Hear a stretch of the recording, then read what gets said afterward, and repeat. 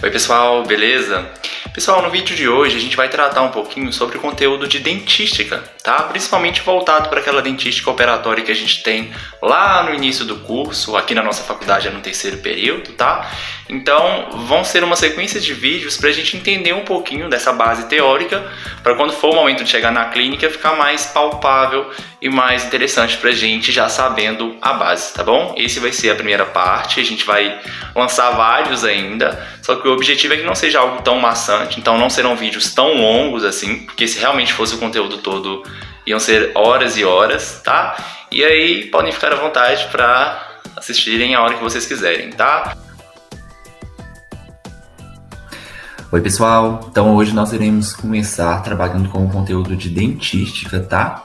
Nessa primeira aula, nesse primeiro videozinho, nós vamos tratar sobre a introdução da dentística, do que se trata e alguns aspectos gerais que nós precisamos entender para conseguir compreender todo o restante desse conteúdo, tá? Então hoje a gente vai falar sobre registros dentais, que é uma informação super importante, que acaba que a gente vai ler em um material ou outro, ou sei lá, a gente está lendo um artigo científico e acaba encontrando a anotação de uma forma. É preciso que nós saibamos entender como que são esses registros, quais que são os mais utilizados, para não ter nenhum problema no momento do estudo, tá? Ou até mesmo da comunicação entre outros profissionais, inclusive profissionais de fora do Brasil, tá? Vamos falar também sobre planos dentais, paredes e ângulos e classificação das cavidades. Essa parte da classificação das cavidades, nós iremos falar da parte inicial, porque em seguida a gente já cai na classificação de Black. Porém, como eu acho que é um conteúdo um pouquinho mais complexo e mais detalhado, eu vou jogar ele para um segundo vídeo, que vai ser a sequência desse daqui, que aí a gente aborda só sobre a classificação de Black e a classificação complementar de Black, ok? E aí, para a gente começar, nós precisamos entender qual que é a função da dentística, para que ela serve. Bom, a dentística é a área da odonto responsável por recuperar função, forma e estética dos nossos dentes. Diferente do que muita gente acha, a dentística não é só estética, tem toda uma complexidade envolvida, tem toda um cuidado que a gente tem que ter no momento de realizar uma restauração, por exemplo, porque dependendo da forma que eu fizer, ela pode sair linda, maravilhosa, só que ela não vai ser funcional, ou porque ela ficou alta demais, ou porque ela ficou baixa demais, ou porque ficou com um degrau, ela vai infiltrar, depois vai dar uma cárie, que vai ser pior ainda do que a que estava lá antes de restaurar, tá? E é claro que a forma, cada dente tem a sua forma específica, justamente porque ele tem uma função diferente, então é preciso respeitar esses três aspectos, esse tripé, no momento que eu penso na dentística.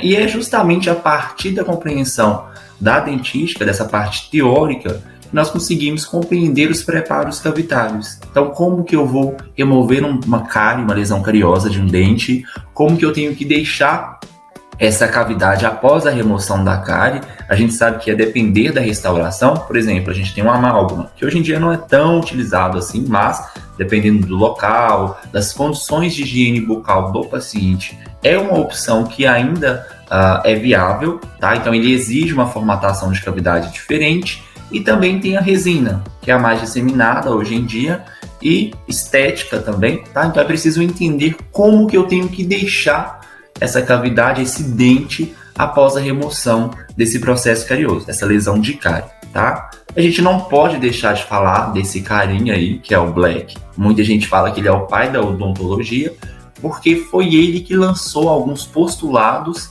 que norteiam até hoje a dentística, principalmente na parte de classificação de cavidades, onde cada cavidade, de acordo com a localização, com a forma como ela está apresentada no dente, ela é classificada de uma forma, a gente vai ver sobre isso na segunda aula, no segundo vídeo, e dependendo da forma como ela é classificada, ela vai demandar um procedimento diferente, tá? Então, a gente facilitou bastante na compreensão e também na comunicação interprofissionais, tá? Por exemplo, se eu falar com um profissional, eu estou encaminhando um paciente que tem lesões cariosas de classe 1, de Black. Ele vai entender em quais localizações estão essas lesões, a configuração que essas lesões estão, claro que não clinicamente tão específico assim, mas ele já vai saber mais ou menos o que esperar, tá? Então, aliado a isso, com exames complementares, radiografia e um exame clínico completo, eu consigo ter uma comunicação com outro profissional de forma que ele não necessariamente precise ver o paciente, mas ele já vai ter uma noção de qual que é o quadro que ele está apresentando, tá? E aí, inicialmente, nós vamos falar sobre as fórmulas e registros dentais. A forma como os dentes são comunicados, tá? Como que eu falo de um certo dente. Então, a gente tem algumas formas de fazer isso. Aqui no Brasil, a gente tem uma mais disseminada, nós vamos conversar sobre ela. Porém, existem outras formas de registrar os dentes e é preciso que a gente saiba interpretá-las no momento que a gente encontrar em algum outro local, tá? Então, começando com a Ziegler-Palmer, ela também é conhecida como código de barras, eu tenho a seguinte notação. Inicialmente, o que ele fez? Ele dividiu a boca em quadrantes. A gente sabe que quando a gente vai fazer exame clínico ou comunicar questão relacionada a dente, a gente separa a boca em quadrantes, em 4 partes diferentes, né? Então, a gente tem o quadrante superior direito. Lembrando que toda vez que eu vejo uma foto assim, eu sei que ela está espelhada. Eu estou de frente com o paciente, então a minha direita é a esquerda dele é a minha direita, tá? Então, sempre o primeiro quadrante, ele é o quadrante superior direito, e ele pega do incisivo central até o meu último molar do lado direito superior, ok? Da mesma forma, o segundo quadrante fica do lado superior esquerdo do paciente, o terceiro quadrante do lado inferior esquerdo e o quarto quadrante do lado inferior direito, tá? Então, eu tenho um sentido horário no momento de denominar esses quadrantes. Eu começo, então, do lado direito do paciente, lado superior direito, e termino no lado inferior direito. Certinho? Beleza.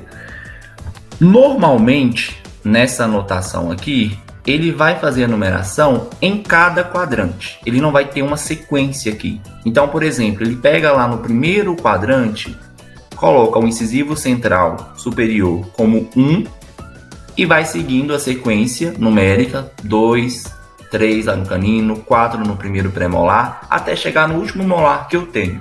Aqui nessa anotação está considerando um terceiro molar, então ele colocou o número 8.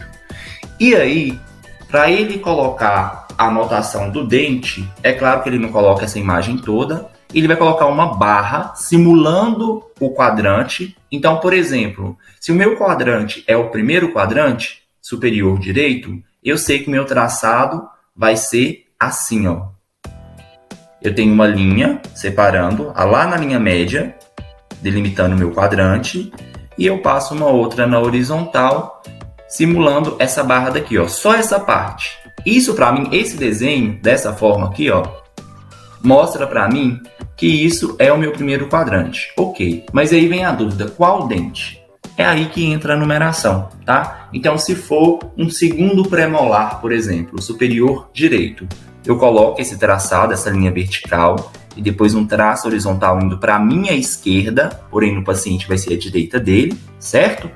E aí, como eu quero o premolar, eu coloco o 4 se for o primeiro premolar, o 5 se fosse o segundo premolar, ok? Da mesma forma com os outros dentes nos outros quadrantes.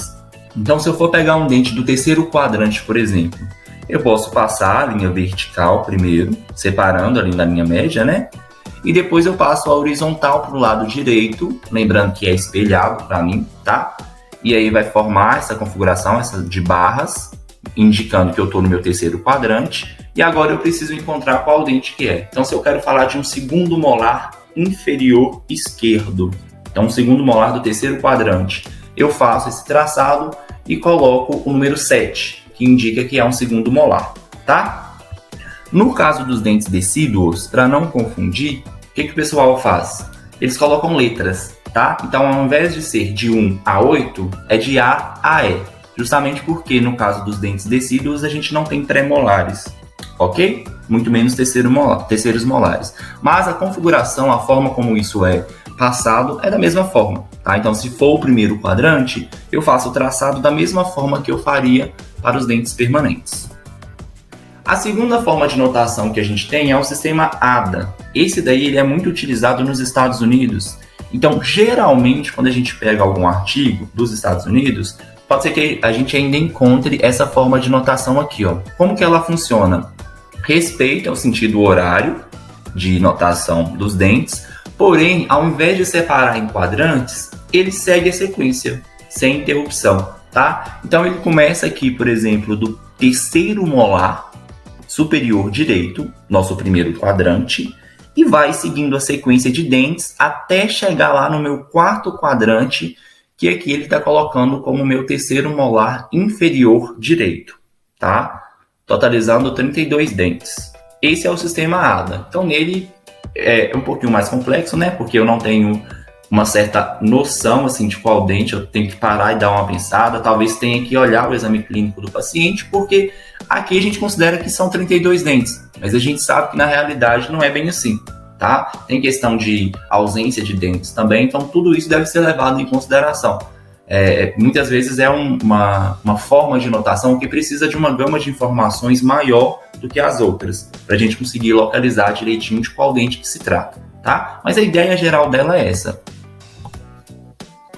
E a terceira forma de notação, que é a mais disseminada aqui no Brasil, é o sistema FDI, o sistema de 2 dígitos, onde o primeiro dígito ele vai indicar o quadrante em que eu estou. Por exemplo, se eu estou no meu primeiro quadrante superior direito, eu coloco o número 1. O próximo número é o dente, tá? Então é como se eu pegasse uma nova notação, aproveitando a primeira que a gente viu, que é de Zygomund e Palmer. Lembra que a gente fazia o traçado e o número era o dente? Então, nessa parte daqui, no sistema FDI, ao invés do traçado indicando o quadrante, eu coloco o número.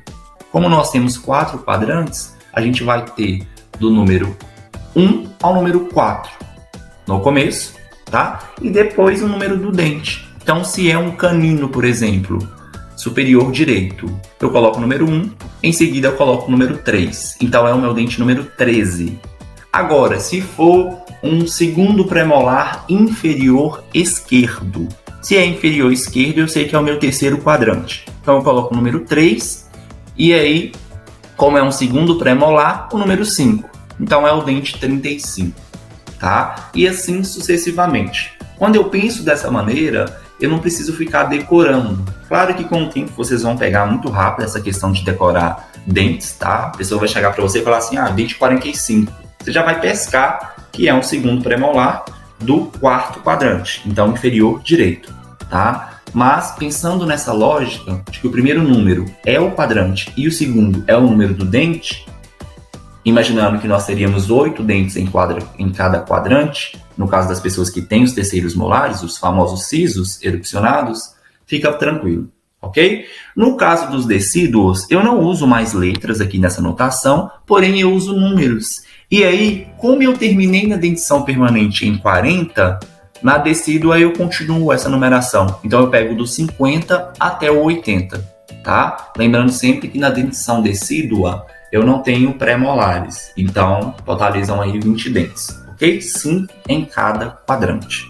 Os nossos dentes, eles possuem algumas regiões que também são muito importantes no momento de comunicar com outro profissional, ou até mesmo no momento de fazer o nosso exame clínico. Por quê?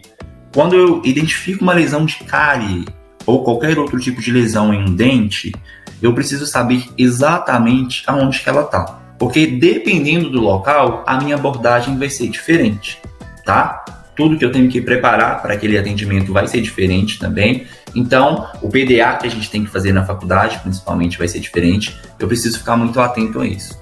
De forma geral, a gente vai ter 5 faces do dente. Tem algumas outras regiões também que a gente vai conversando com o tempo, tá? Mas de faces a gente tem 5 que a gente precisa saber. A primeira delas é a face oclusal. A face oclusal é essa parte dos dentes que oclui. É a parte dos dentes que a gente usa para mastigar, tá? Como se fosse o teto do dente, digamos assim. No caso dos dentes posteriores, então pegando aí do primeiro premolar até o último molar que a gente tem na boca, eu tenho face oclusal. Agora, em dentes anteriores, então, de canino, incisivo lateral, incisivo central, até o outro canino, eu vou ter face incisal, tá? Então, dentes posteriores, face oclusal, essa face daqui, tá? A face que eu uso para morder. E nos dentes anteriores é face incisal, que é o que está sendo ilustrado nesse esqueminha aqui, tá?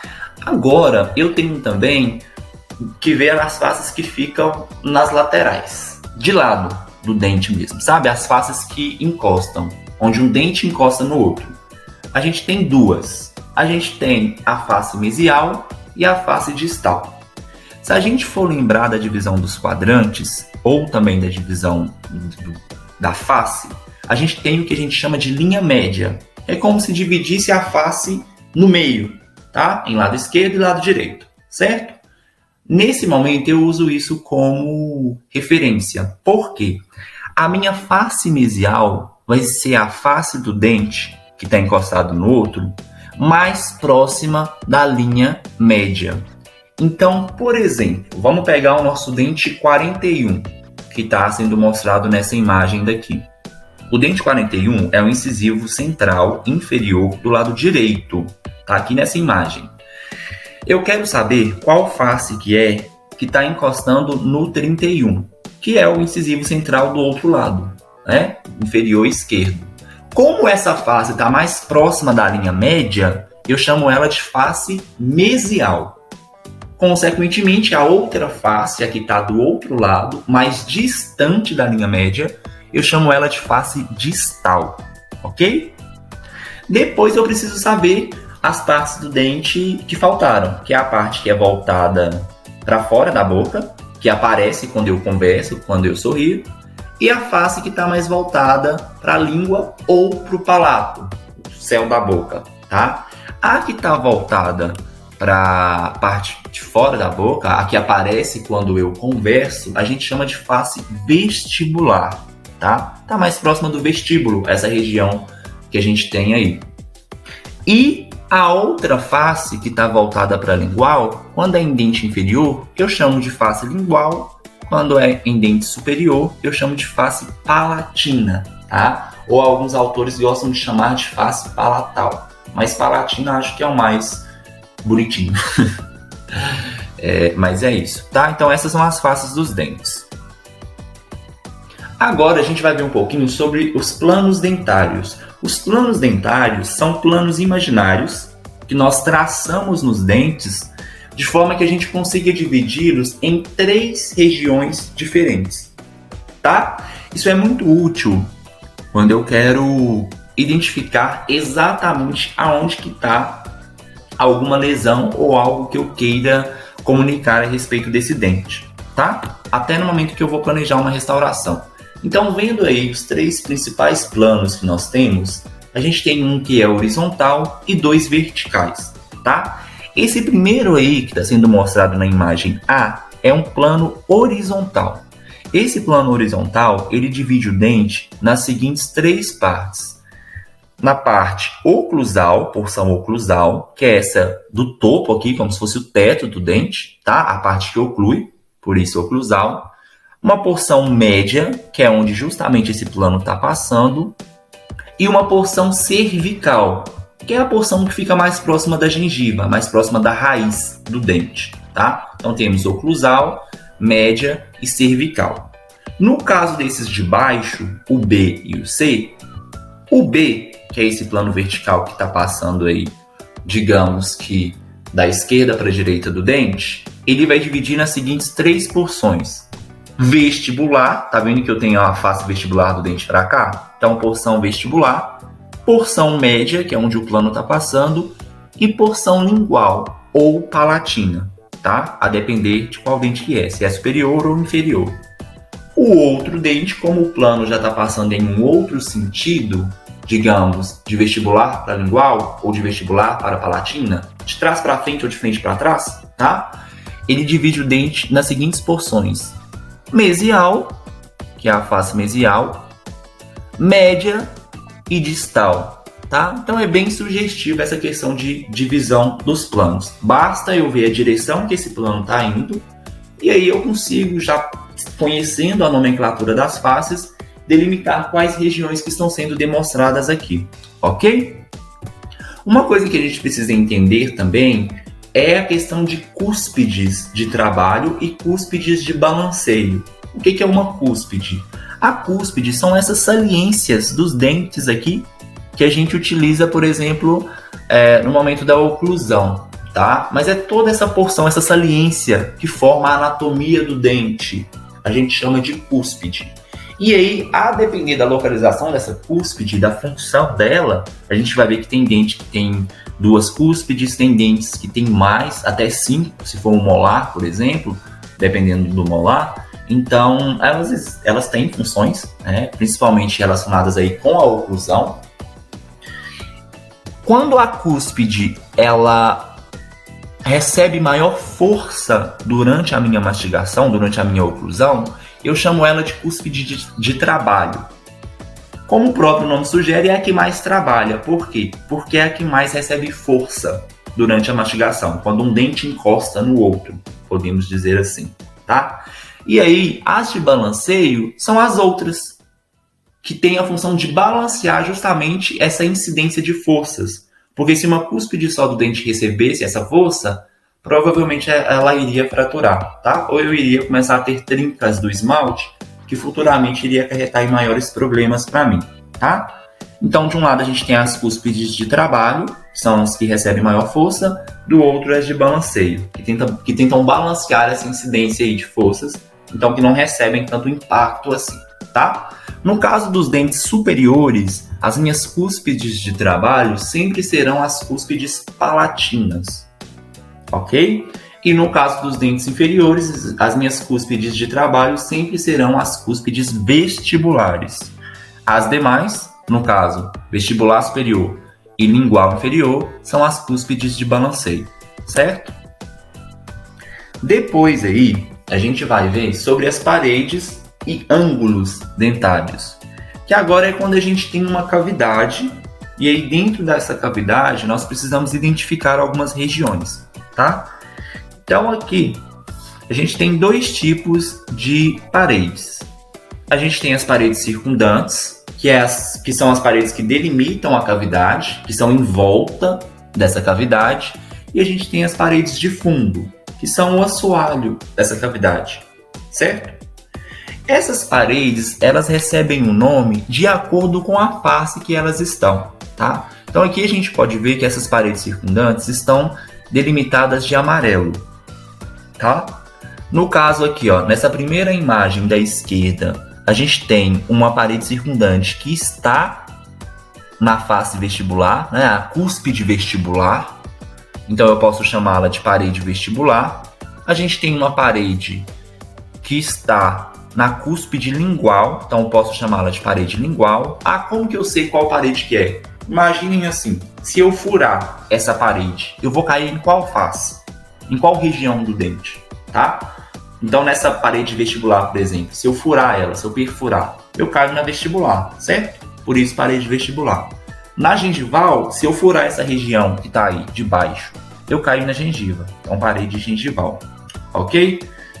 Aqui do lado também só mostrando outras configurações, mas de forma geral, as paredes circundantes são as paredes que literalmente circundam, que dão em torno à minha cavidade, são os meus limites, ok?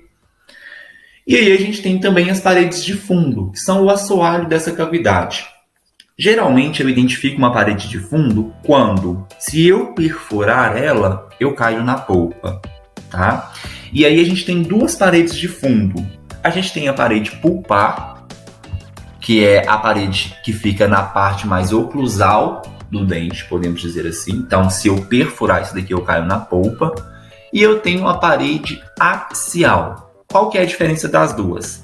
A parede pulpar, ela é perpendicular ao longo eixo do dente. Então, se eu traçar um eixo imaginário aqui na inclinação do dente e traçar um eixo também na inclinação da parede pulpar, eu formo um ângulo de 90 graus, ok?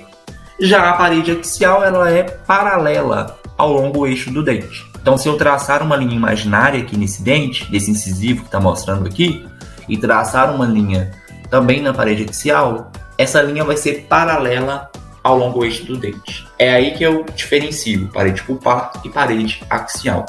As duas são paredes de fundo. Agora vendo um pouquinho sobre ângulos. Se a gente lembrar um pouquinho aí da matemática, a gente vai saber que geralmente quando eu tenho duas paredes, ou três, enfim, quando eu tenho mais de uma linha, eu consigo formar ângulos. No caso, quando eu formo ângulos entre duas paredes, eu chamo eles de ângulos diedros. E quando eu formo ângulos entre três, eu chamo de triedros, tá? Isso se aplica muito na odontologia. Como que isso é, então? No caso dos ângulos diedros, que são ângulos formados entre duas paredes, e aí a gente viu que existem paredes circundantes e paredes de fundo. Então podem ser ângulos formados, por exemplo, entre duas paredes circundantes. Nesse caso, eu chamo de ângulos diedros do primeiro grupo, formados apenas por paredes circundantes. Eu posso ter um ângulo formado entre uma parede circundante e uma de fundo. Nesse caso, eu tenho um ângulo diedro do segundo grupo. Ou eu posso ainda ter um ângulo diedro formado por duas paredes de fundo. No caso, uma gengival e uma axial, por exemplo. Nesse caso, eu tenho um ângulo diedro do terceiro grupo. Tá? Então, eu tenho essas três subdivisões dentro dos ângulos diedros. No momento que eu estou fazendo a minha prova ou que eu estou fazendo alguma anotação com relação a isso, eu preciso especificar de qual grupo que é. Tá? E esses ângulos eles recebem nomes de acordo com as paredes que os formam. Por exemplo, aqui nessa imagem A, quando eu tenho aqui um ângulo formado entre a minha parede vestibular e a minha parede pulpar, eu tenho um ângulo diedro formado por uma parede circundante, certo? Que é vestibular, e uma parede de fundo.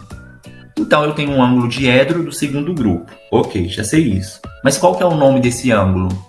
Ângulo vestíbulo, porque pega a parede vestibular, pulpar, tá? Diedro do segundo grupo. Se a gente pegar um do primeiro grupo, por exemplo, aqui tem um formado pela parede vestibular e um formado pela parede gengival, aqui embaixo. Ó. Como são duas paredes circundantes, eu tenho um ângulo diedro do primeiro grupo. E aí, qual que é o nome desse ângulo? Vestíbulo, porque pega a face vestibular, gengival, porque pega a parede gengival, certo? E aí eu tenho ainda meus ângulos diedros do terceiro grupo, formado por uma parede de fundo com outra parede de fundo. Nesse caso aqui eu posso simular uma formada pela parede pulpar e pela parede axial. Nesse caso, eu sei que é um diedro do terceiro grupo, porque é formado por duas paredes de fundo, com o nome de ângulo áxio pulpar ou pulpo axial, tá? O que soar melhor, digamos assim. O importante é que eu saiba quais paredes que formaram esse ângulo e de que grupo que ele é, tá? Aqui do lado só simulando também outros ângulos, mas a ideia é a mesma. Eu sempre vou ver quais paredes que estão formando esse ângulo, se são paredes circundantes, se são paredes de fundo, ou se é uma mistura das duas.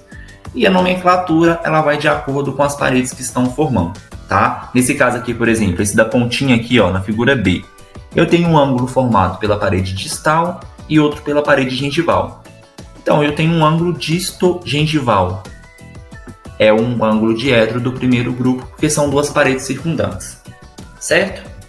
No caso dos ângulos formados por três paredes, eu tenho meus ângulos triedros. Aqui a gente pode aproveitar essa figura só para mostrar, por exemplo, como que eu formaria um ângulo triedro. Vamos pensar aqui, por exemplo, se a gente colocar uma na pontinha aqui, ó, esse que está marcado com VPA. Eu não sei se a minha seta está aparecendo para vocês, mas acho que vocês conseguem identificar aí, que é um ângulo que a gente vai imaginar que está sendo formado pela parede vestibular, pela parede pulpar e pela parede axial. É um ângulo que está na pontinha ali dessas três paredes, então é um ângulo triedro, certo? Não tem subgrupo, então não tem dificuldade aqui nesse, é só ângulo triedro mesmo, mas eu preciso saber o nome dele. A mesma coisa, o nome dele é formado pelas paredes que o compõem. Nesse caso, como é vestibular, apulpar e axial, é um ângulo vestíbulo pulpo-axial, certo? No caso dos dentes anteriores, quando eu tenho essas cavidades, geralmente ao invés de usar a nomenclatura das paredes que formam, eu vou usar ângulos incisais. Como assim? Se eu tenho um diedro, um ângulo em um dente anterior formado por duas paredes, ao invés de nomear essas paredes, eu vou chamá-lo de diedro incisal, tá? Que eu vou saber que é um ângulo formado por duas paredes em um dente anterior. Quando for um triedro, eu já coloco triedro incisal, tá? Não tem necessidade de colocar a nomenclatura. É a única exceção que a gente tem nessa regra de nomear ângulos, tá? Então, em dentes anteriores, eu não nomeio as paredes, eu só falo qual categoria que é, se é diedro ou triedro, e incisal na frente, tá? A gente tem outro tipo de ângulo também, que é o terceiro, que são os ângulos cavos superficiais. São os ângulos formados entre as minhas paredes e a porção externa do dente. Esses ângulos são muito importantes no momento que eu vou planejar a minha restauração. Por quê? Se for uma restauração de amálgama, geralmente esses ângulos cavos superficiais eles têm que ser mais definidos, tá? Agora, no caso de restaurações de resina, eu faço alguns preparos ali nesses ângulos cavos superficiais, de forma que a resina se adapte melhor. Então ele não vai ser um ângulo vivo, tá? Eu faço bisel, por exemplo, de forma que a resina consiga se assentar ali, porque é um material adesivo, um material diferente do amálgama, tá? Então, cavo superficial, ângulo formado entre as paredes internas dos dentes e a porção externa dele. Muito utilizado para preparo de término de restaurações, tá? Seja de amálgama ou resina, ou outra restauração adesiva também, tá? Por exemplo, o ionômero de vidro, que é uma provisória que a gente utiliza bastante. Agora a gente vai ver sobre a classificação das cavidades, tá? E aí, nessa parte, a gente não vai ver toda a parte de classificação, justamente porque, como eu comentei com vocês, é uma parte um pouquinho mais detalhada, mas a gente vai começar a introduzir aqui para termos um pouquinho de noção com relação a isso, tá? A primeira forma que eu posso utilizar para classificar uma cavidade é de acordo com a sua finalidade. Para que ela foi confeccionada, tá? A gente tem duas divisões ali. A gente tem as cavidades terapêuticas, de acordo com sua finalidade, e as protéticas. Uma cavidade terapêutica geralmente é uma cavidade onde o dente já estava sofrendo por um processo carioso, ele já estava com uma lesão de cárie cavitada, eu intervi removendo essa cárie, dei conformação à minha cavidade, de forma que ela possa receber o meu material restaurador. Essa é uma cavidade terapêutica, considerando a sua finalidade, tá? Agora, quando eu tenho um preparo para a prótese, o dente não necessariamente ele foi acometido por uma lesão de cárie, às vezes ele até fraturou ou sofreu alguma outra coisa, e eu vou colocar uma coroa, por exemplo. É diferente, não tem processo carioso, eu não vou remover cárie, não vou dar conformação para receber uma resina restauradora, por exemplo, mas eu preciso desgastar o dente de forma que ele fique num formato que possa adaptar uma coroa. Quando é esse tipo de cavidade, eu chamo ela de cavidade protética, considerando a sua finalidade, certo? Uma outra forma que eu tenho de classificar a cavidade também é de acordo com a sua profundidade. O quão próxima ela está da polpa, tá? Profundidade, quando a gente fala de cavidade, é a sua proximidade da polpa. Ela está muito distante, ela está muito próxima. De acordo com essa distância, aí a gente chama de uma forma. Começando aí dessa sequência de 1 a 5, o 1 é o mais distante da polpa e o 5 é o mais próximo da polpa, tá? A cavidade, quando ela está nesse 1, ela é chamada de cavidade superficial. É uma cavidade que geralmente ela está em esmalte, talvez ainda nem acometeu dentina, tá? Em seguida a gente tem a cavidade marcada como 2 aí. Há uma cavidade rasa, é uma cavidade que já está em esmalte, talvez já começando a atingir ali a dentina. A 3 é uma cavidade média, é uma cavidade que geralmente já está na dentina, começou a atingir a dentina. Em seguida, a 4, uma cavidade profunda, que é uma cavidade que já atingiu a dentina, já está adentrando ali por entre os tecidos dentinários. E uma lesão 5, que é uma lesão bastante profunda. Geralmente esse tipo de lesão ou já atingiu a polpa ou está bem próximo de atingir. Pode ser que durante a minha remoção eu exponha a polpa de forma acidental por conta da fina camada que ainda tem ali de dentina, tá? Não sei se vocês já estão habituados com os 3 tecidos aqui. O esmalte, que é essa porção externa do dente, a porção mais dura. Inclusive, é o tecido mais duro que a gente tem no corpo, mais duro que o osso, inclusive. Embaixo dele a gente tem a dentina, que a gente sabe que passam túbulos dentinários. Tem toda uma questão ali biológica, por isso que eu sinto sensibilidade, por exemplo, por conta dessa movimentação desse líquido que passa nesse espaço interdentinário. A gente tem os ligamentos também, as fibras que passam nesses espaços. E tudo isso, toda essa repercussão de lesão cariosa, de qualquer outro tipo de intervenção aí nessa região, eu recebo aqui na polpa, que é a parte de nutrição do dente. É o que está marcado aí de vermelho, tá? É onde eu tenho nutrição sanguínea, onde eu tenho terminações nervosas, tá? Então, é a parte viva do dente, como se fosse o coração, tá? Então, são esses 3 tecidos aí, para quem ainda não está muito habituado com isso.